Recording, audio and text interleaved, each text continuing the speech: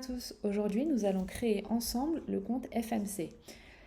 Tout comme le KYC qu'on a vu précédemment pour le Trust Compte, le FMC vous demande de préparer quelques documents, à savoir le passeport ou votre carte d'identité et un justificatif de domicile à votre nom propre et à votre adresse. Pour ce faire, on va cliquer sur Sign Up, Create an Account. On arrive sur cette page. La nation, donc vous mettez votre pays. Le type de compte, private ou business. Pour ma part, c'est un compte privé. Si vous êtes un compte enregistré en entreprise, vous mettez business. Votre mail. Je vous invite toujours à mettre les mêmes informations que vous avez mis sur YouShare, à savoir le mail, votre nom, prénom, adresse, mettre tout le temps les mêmes informations. Le mot de passe.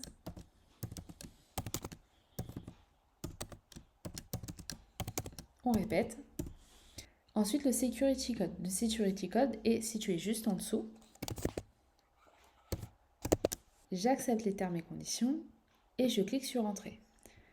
Je vais enregistrer mon mot de passe. Le compte a été bien enregistré. Vous voyez votre user et votre mot de passe et on clique sur Login.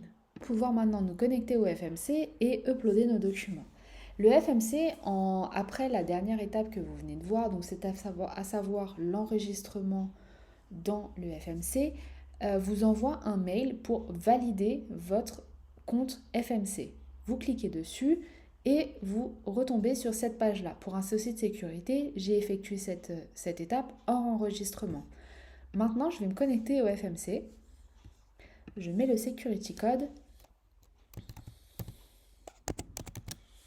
Je clique sur Login.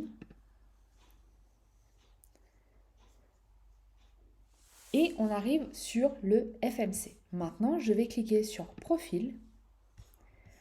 Il dit toujours le même message. Pour une saisie correcte, veuillez ne pas utiliser de traducteur automatique. Vous fermez et vous rentrez vos données. Donc, votre prénom, votre nom, votre lieu de naissance, la date de naissance. Donc, vous la sélectionnez directement sur le calendrier. L'adresse. Pensez toujours à mettre les mêmes informations que pour YouShare, la ville et la région. La preuve, ensuite à droite, on va sélectionner, je vais recommencer, j'ai peut-être un peu été vite, la preuve d'adresse, donc le justificatif de domicile. Choisir le fichier et hop, j'avais déjà préparé mes fichiers et le passeport. Faites attention à la taille de vos fichiers, ils doivent être inférieurs à 2 MB. 2 MO par contre, excusez-moi. Et Upload KYC.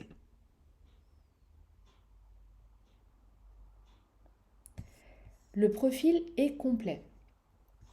Maintenant, quand vous allez revenir ici dans Profil dans 2-3 jours, vous allez voir Approved ou encore Pending. Donc si c'est Approved, ça veut dire que vous allez tout simplement le KYC qui est validé. Pending, ça veut dire qu'il faudra attendre quelques jours de plus. Et Denied, ça veut dire qu'il y a eu un souci sur l'upload de vos documents. Dans ces cas-là, vous réessayez de uploader vos documents ou vous demandez l'aide à votre parrain.